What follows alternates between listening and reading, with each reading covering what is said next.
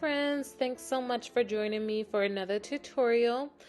Today I'm going to make this beautiful amethyst resin tray. I am showing you the epoxy that I'm using. It's going to be Be Resin. As always, I will leave the link for the website as well as a coupon code in the description for you guys. So for this project, I am trying to create 3 different shades of purple, if you will. I don't really know how it's gonna turn out, but I am just trying to go for a very different look than what I typically do. And so right now you see me just mixing different pigments and alcohol inks to kind of create different colors. I did mix a bunch of different colors in each, just because I realized that the back 2 were kind of the same color purple, and so I want to be darker and want to be kind of like a violet. So you'll see me just constantly mixing, adding until I got the desired look. I think that I ended up doing a really good job because at the end the piece came out and it was 3 different shades of purple, one more pinkish, but nonetheless, this is just me mixing the different colors here. And guys, feel free to do this. You don't have to just use like one color. If you're trying to get a different shade of a color, add more pigments, add more alcohol inks or whatever you have. Just make sure that you're below the 10% ratio. So now that I'm actually found the colors that I loved, I am pouring the piece here. I do apologize in advance. Whenever I pour, I really like to keep the colors near each other just so that I can find them again.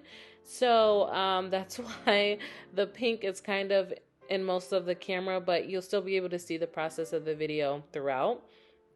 So now I'm just trying to fill out the bottom of the mold. I didn't really know the design I was going to go for, so I'm just filling out the bottom of the mold, trying to see where everything's fallen. And I typically don't like to let my colors touch a lot, just because I want to be able to control the end result as much as I can. Like, I want to be able to control where they connect and where the colors end up falling. For example, at the top right hand corner, you see like it's not full yet, so I didn't know if I wanted it to be purple or pink, and that's part of the reason I usually don't pour my colors right next to each other, just so that I can manipulate it whenever I want.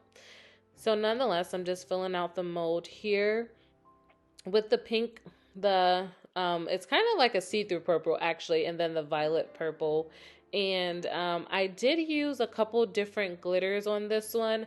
I actually didn't film me like mixing the glitters, but it was kind of the same process that I did earlier, where I actually took a little bit of the pink and then I put some of the golden, some of the purple, darker purple in there as well, and got this really pretty pinkish color. And then for the gold, I just mixed some gold glitter that I actually got from Be Resin as well. So I'll leave everything in the description below for you guys if you wanted to try to recreate this. So this one is just that same pink color, but I added purple glitter. The purple glitter is also from Be Resin. Like, I just love that place. So a lot of things that I have is from there. Now I'm like trying to find what am I trying to do with this piece. I had no idea how it was going to turn out, or where I actually wanted to lay the lines, or if I wanted handles or not. You'll see me soon struggling to figure out if I should add handles or not. Ultimately, I ended up not going with handles, as you can see in the finished product, just because I really couldn't figure it out. So that's the mold that I use to make my handles. You can buy them from any hardware store, or you can make them. I like making them because you can do the same color. So what I did to make the handles that you see there is I literally just used all the leftover resin that I had from this pour, and then I put it in that mold that I showed you, the handle making mold. That mold either came from Be Resin has one, but I also got a few more from Amazon just for different shapes and sizes.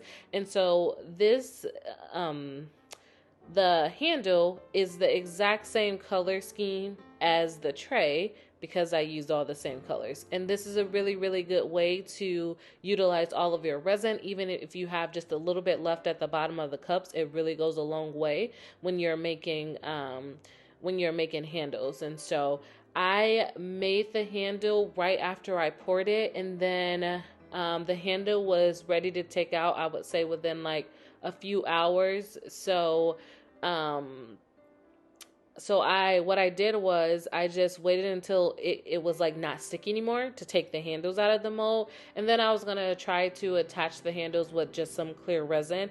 The handles are still very, very bendy at this point, but it's still usable. Like you can still take them out of the molds and then place them, pour your clear resin, and then let it cure from there if that's something you wanted to do. Like I said, ultimately I ended up not using the handles just because I don't know, I got pretty nervous with the color of them, and I didn't know if it made it like not as pretty.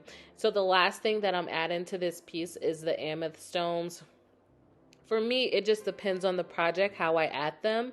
I love to usually I try to pre-plan, so that's what I'm doing right now. I wanted to show you guys more of the process throughout. So I'm pre-planning on where I wanted to put the amethyst stone. To be honest, right then and there, I should have just put resin right on top of there. It wouldn't have been a big deal, but and my thought process was just, well, now I know where I want to lay them. Let me go ahead and just put the resin down because I really wanted the amethyst stone to stick out, but I didn't realize how small they were. So I wanted the amethyst stone to stick out. So I was going to put a little small layer of resin on the tray, then lay the amethyst stones down. That way it's stuck to the resin tray, it's stuck to the tray, but it also is sticking out a little bit, so you get that a little bit of depth to the piece.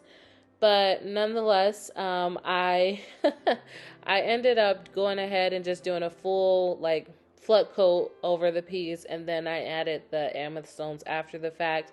Either which way is fine. There's no right or wrong way to do this. That's just what worked for me. And as you can see, like the serving tray is very, very flexible still. And that's just because I had just poured it that morning, and it was probably like a few hour difference to the point where like the tray, I could probably touch it and it wasn't tacky, but it definitely had not cured. And that's the point where you want to be, especially when you're adding like additional things. If you wanted to do a top coat same day, if you wanted to add handles and things like that, with the top coat, like this is the perfect timing. And the resin that I use is amazing. It has, I think, like a hour working time, but it also cures really fast. Like it won't be like cure like all the way, but to the point where you can demold your project same day. I am a very impatient person, so I usually demold as soon as possible, as soon as it's like not tacky. And I am trying to change that because, to be honest, like, yeah, just don't do what I do. Anyways, I was going to just put a line of resin down, pour the amethyst stone. Once that cured, I was going to do a flood coat, but then I realized I had mixed way too much resin just for a line, and so now I'm trying to figure out, all right, let's just do the flood coat. Let's also put the handles on, because at this point, guys, still didn't know if I was going to do handles or not, but I just didn't like them. Like, they match really well, but I just didn't like them. I also thought too, I'm super scared with handles that I make myself, because if my handles don't cure properly, it could just make the whole piece be a disaster. And then there's no taking the handles off and the piece still be insane, right? So nonetheless, like I said, I ended up going without handles, but the next time I attempt to do this tray mold, this is a fairly smaller one, and I really, really like this size because it is so small and easy to work with, and it doesn't take a lot of resin. This mold specifically is very deep, so you can pour as much or as little as you like. And like I always tell you guys, if you do a design and you absolutely love the way that it came out, but you feel like you didn't fill the mold out all the way, just let your design cure. Like, I love the way mine turned out, so I let it cure. If I wanted it to be deeper, I can just do a flood coat, a clear flood coat, much deeper. That way you can fill the mold out but still not lose your design or whatever you had already poured. And that little finger glove I got from Michael's, super handy for me. Like, sometimes I don't want to do the full, like, you know, gloves and stuff if I'm just doing one thing. And sometimes it's harder to manipulate things when you have gloves on, and so sometimes I just need my fingers for different things. So if I need to use my hand with gloves and I'm just doing something really, really quick, I will just use a finger glove. So I always have those handy as well. I don't use them often, but in this case, it worked out just fine. Anyways, guys, as always, if you have any questions, leave them in the comments below. If you have this mold, let me see what you've created with them. Leave me suggestions on different color schemes you would like to see me do, and I will have a demolding video for you guys. Well, I don't think I have a demolding video for this one, but you'll be able to see the finished product nonetheless. Thanks for joining, guys. Make sure you subscribe. Until next time.